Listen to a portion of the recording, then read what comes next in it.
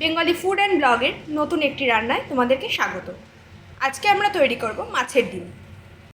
এখানে যা যা সামগ্রী লাগবে সেগুলো আমরা নিয়ে নিয়েছি। দেখো, এটা হচ্ছে কাতলা মাছের ডিম। এটাকে আমরা একটু হলুদ আর লবণ দিয়ে হালকা করে ভাপিয়ে রেখেছি। টমেটো কুচি, কাঁচা লঙ্কা বাটা, আদা বাটা, এখানে 3টে পেঁয়াজ, ছোটো সাইজের 3টে পেঁয়াজ কুচিয়ে নিয়েছি, লবণ, আর এখানে সমস্ত রকম মশলা আছে, সর্ষের তেল। এখানে আমরা কড়াই গরম বসিয়ে দিয়েছি। কড়াই গরম হয়ে গেলে এখানে আমরা তেল দিয়ে দিচ্ছি। দেখো, কড়াই গরম হয়ে গেছে, আমরা তেলটা দিয়ে দিলাম।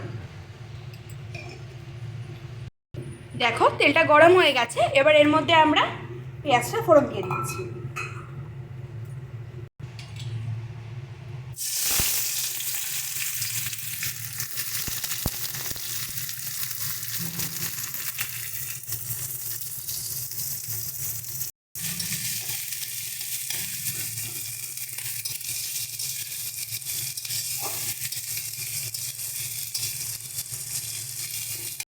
দেখো, পেঁয়াজটা আমাদের বাদামি করে ভাজা হয়ে গেছে। এবার এর মধ্যে আমরা মশলা দেবো। প্রথমে কাঁচা লঙ্কা বাটা দিয়ে দিচ্ছি। তোমরা যেরকম ঝাল খাও সেই অনুযায়ী দেবে কাঁচা লঙ্কা বাটা। আর খুব অল্প পরিমাণে আদা বাটা দিচ্ছি। হলুদ গুঁড়ো,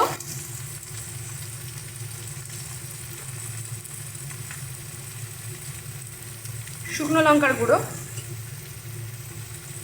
মাছের ডিমে একটু ঝালটা লাগে, ওই জন্য শুকনো লঙ্কা আর কাঁচা লঙ্কার পরিমাণটা একটু বেশি দিতে হবে। তোমরা যদি ঝালটা কম খাও তাহলে অল্প দেবা। স্বাদ মতো লবণ দেবো।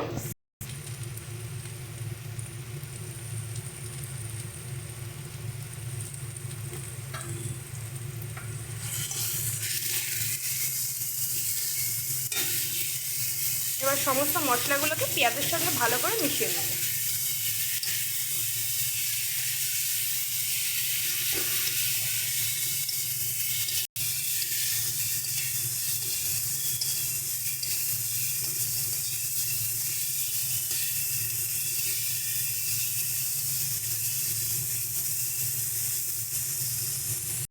এবার টমেটোটা দিয়ে দিচ্ছি।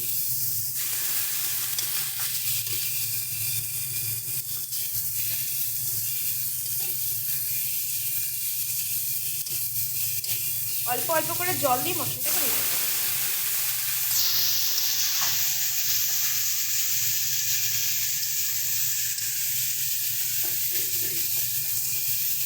অল্প অল্প করে জল দিয়ে মশলাটা ভাজবে, না তো মশলাটা কিন্তু কড়াইয়ের গায়ে লেগে যাবে। দেখো, মশলাটা ভালো মতো ভাজা হয়ে গেছে।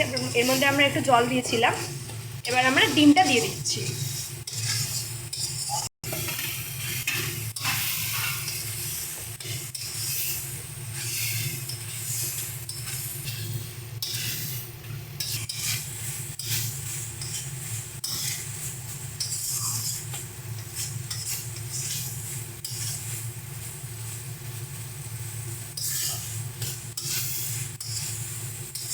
ডিমগুলোকে কিন্তু ভেঙে নিতে হবে, নয়তো কিন্তু ডিমের ভেতরে মশলাটা ঢুকবে না আর স্বাদ লাগবে।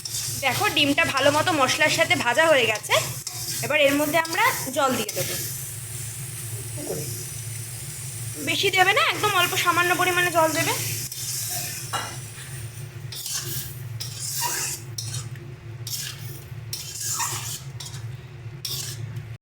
এবার এটাকে বেশ কিছুক্ষণ ভালো মতন ঢাকনা দিয়ে ফুটতে দিতে হবে।